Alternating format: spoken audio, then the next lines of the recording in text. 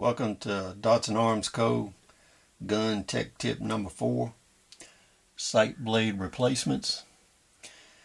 In this instance, we're going to do a sight blade replacement on a H&R Model 926 revolver. There's quite a few of these 926s floating around, and its predecessor, the 925. And they all use the same kind of sight blade. And as you can see here, I'll give you a zoom in. This is the top of the revolver. You can see right here, this is where the sight blade would go. You have two small screws, one on each side. These two screws hold the sight in.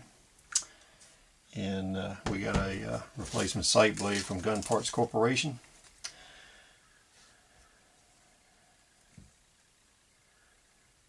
You can see it right here. It's got these little legs, and the screws fit inside of the holes right here on these legs.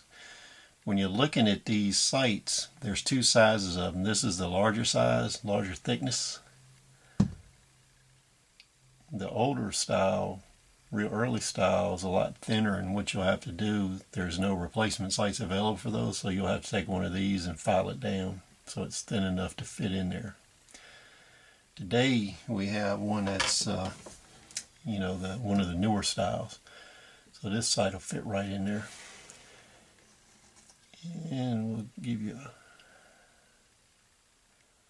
view of that. I don't know if you can see that screw or not.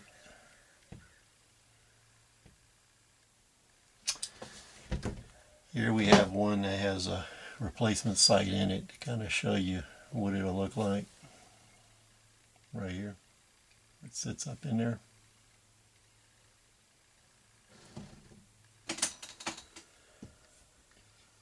You can see that it sits up in there. You can see where the screws are screwed in. Give you a top view. That's how it sits down in there.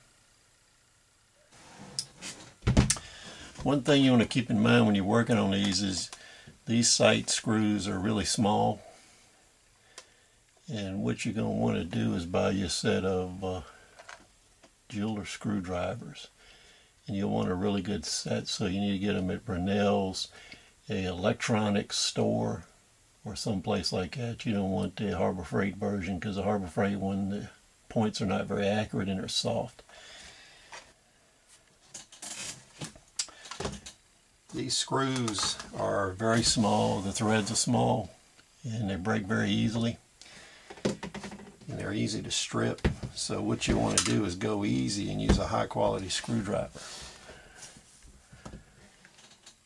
So what we'll do is we'll insert our sight right here like this, and then we just take and get our screw on it, screw it in. It's kind of hard to do on camera here, so you can actually see it. And we tighten up this side.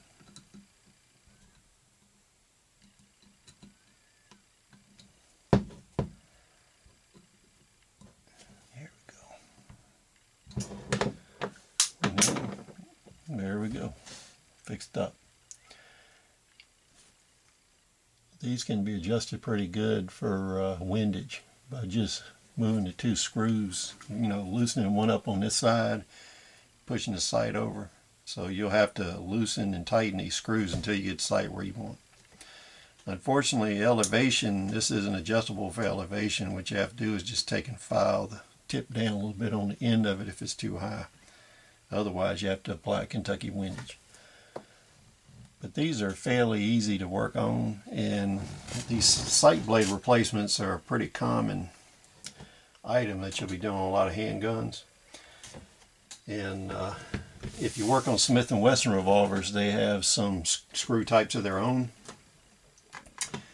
and you'll have to buy those screwdrivers or blade adapters for that from Brunel's, because they have a slotted screw bit that you'll have to get. But these sets like this, you have Phillips regular, you got Torque,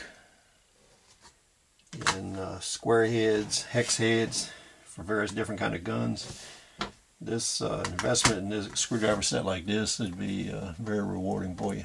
You'll get a lot of work out of it, and they're not that expensive. They're about $30–40 for a decent set. See right here, comes with your bits in it and a little handle.